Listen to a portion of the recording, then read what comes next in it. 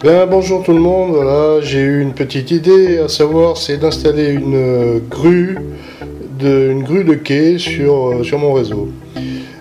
Donc j'ai trouvé celle-ci qui est assez mignonne, elle est de chez Faller, c'est la référence 0131 comme vous pouvez le voir. L'inconvénient de cette grue c'est que c'est une maquette statique, elle n'est pas prévue pour fonctionner réellement. Alors moi, dans mon idée, c'était d'avoir une grue, mais une grue fonctionnelle. Donc je vais vous montrer un petit peu ce que j'ai fait avec ça, et puis peut-être que ça vous donnera des idées pour faire mieux, pourquoi pas. Et d'ailleurs, je serais assez content de voir des résultats différents du mien, et qui fonctionnent aussi, voilà. Voici la grue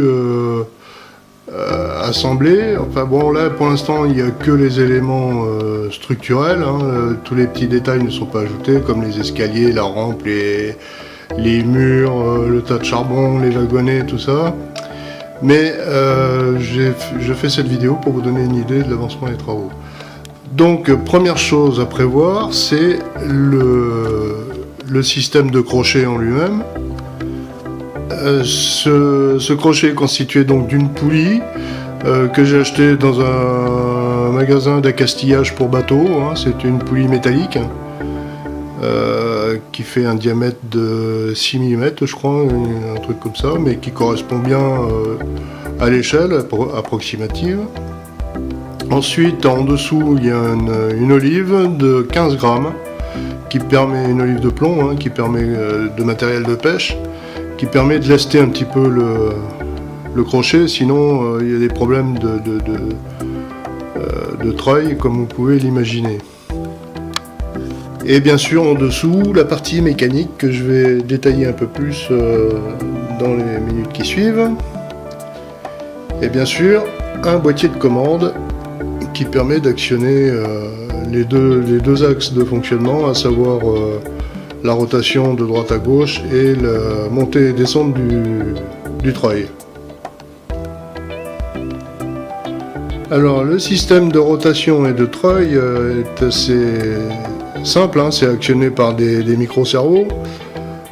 Donc dans le principe, vous voyez, vous avez ici un premier cerveau qui fait enrouleur. Le fil, je ne sais pas si on va pouvoir le voir correctement, passe à travers l'axe de rotation de la grue, hein, l'axe principal, qui lui-même est actionné par un guignol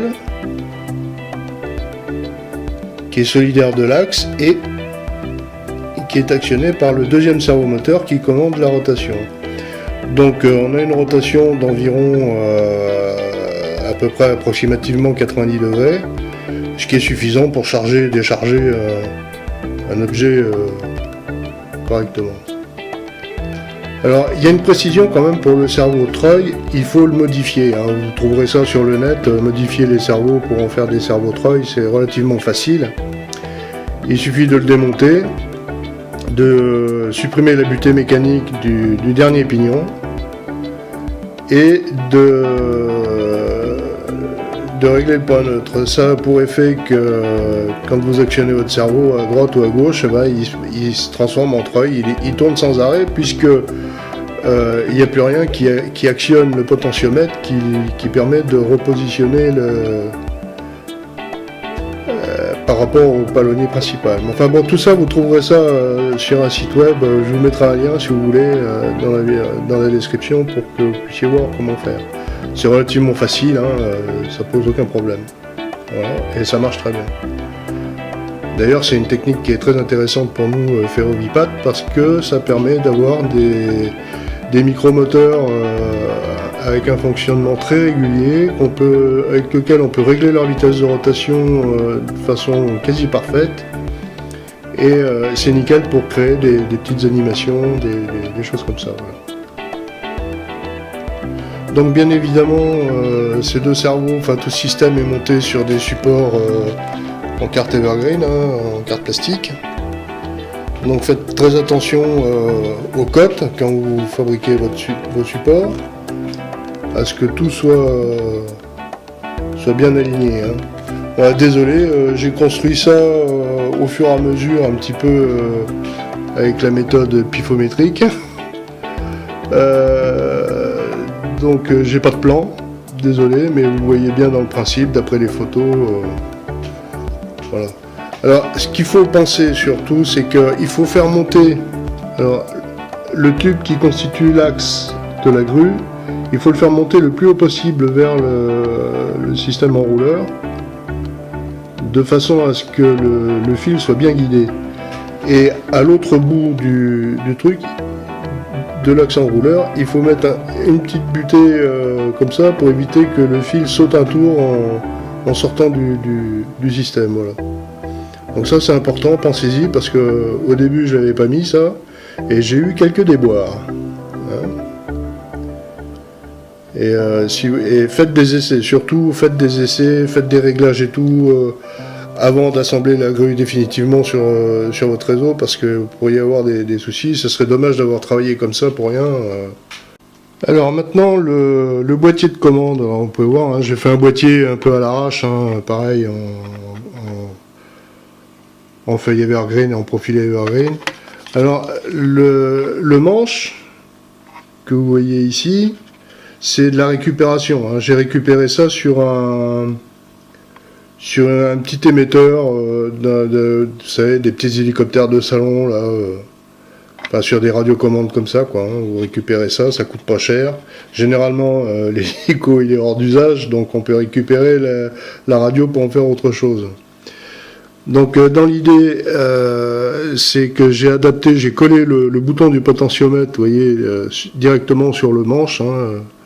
Donc ça fonctionne, c'est suffisamment précis et ça va bien. Bon, le truc c'est qu'il faut bien régler avant de coller de façon à être sûr du résultat.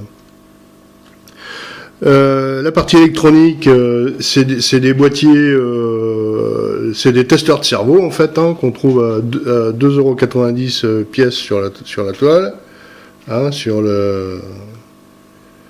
un site d'enchères bien connu. Voilà, donc il en faut deux, il en faut un donc pour le treuil et un autre bien sûr pour la rotation. Donc moi je les ai fixés avec directement avec des vis par les trous existants. Hein. Vous voyez, en bas, petite platine. Et il faut faire attention à la hauteur et bien sûr à l'axe, bien positionner tout ça pour qu'une fois que ce soit fixé, tout coïncide avec le boîtier, quoi. Hein, vous voyez, bon, moi c'est pareil, il n'y a pas de plan, hein, j'ai fait ça un peu à l'arrache. Voilà. Un interrupteur pour la mise en route, on-off. J'ai un copain qui me disait tout le temps, pour se rappeler, il disait on, c'est comme on y va, et voilà quoi. Pascal, si tu me regardes, t'as bien le bonjour. Voilà. Donc j'ai fait deux petits trous pour voir les LED d'initialisation, mais bon, c'est pas flagrant. Voilà, je vais remonter le boîtier, puis on va essayer de faire fonctionner tout ça. Comme vous pouvez voir, j'alimente le tout par une pile de 4,5 V. Bon, rassurez-vous, ça ne va pas rester comme ça sur le réseau, bien sûr. J'ai trouvé une petite alimentation en 5 volts courant continu, et qui est parfaite pour ça. Faites attention au type d'alimentation, hein. Ne prenez pas une alimentation type découpage ou de choses comme ça, parce que les boîtiers de commande, les circuits électroniques de commande des cerveaux, c'est-à-dire les testeurs de cerveau, n'apprécient pas vraiment, et les deux premiers que j'ai voulu utiliser, ben, ils ont cramé. Donc voilà, pensez-y et utilisez bien une alimentation correcte, c'est important. Donc voilà, le boîtier est remonté. J'ai installé la grue de façon provisoire avec un wagon porte-conteneurs. Alors vous voyez, sur les conteneurs, j'ai installé c'est aussi un petit peu à l'arrache, hein, des crochets, mais c'est juste pour faire des tests. Et alors oui, pensez-y quand même, hein, il faut que le crochet, ici, soit bien orienté, perpendiculaire à l'axe de la poulie, de façon à pouvoir accrocher facilement, parce que l'idée quand même, c'est de pouvoir décharger ou charger un wagon sans avoir l'aide des mimines. Alors, je vais remonter un peu le crochet. Voilà. Ensuite, je vais amener la grue au-dessus du conteneur. Je vais descendre un petit peu.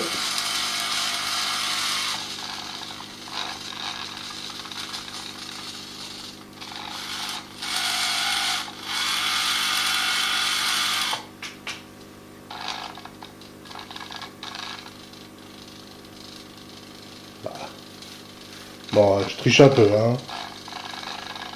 Là.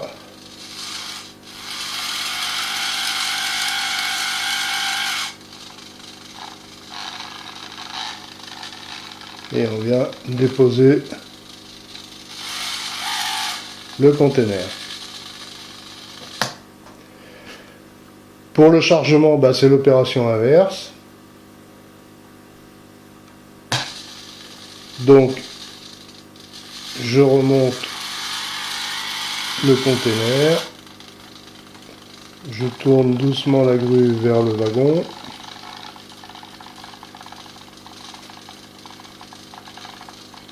voilà, et je descends le conteneur.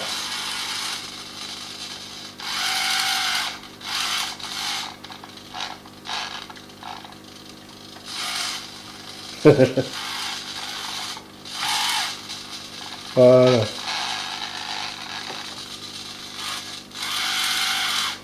Donc pour recharger le conteneur, bah, c'est la manip inverse. Hein.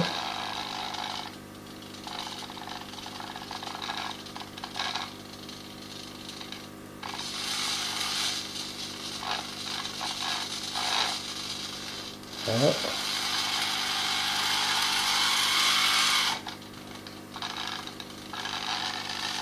Et on dépose le conteneur sur le quai.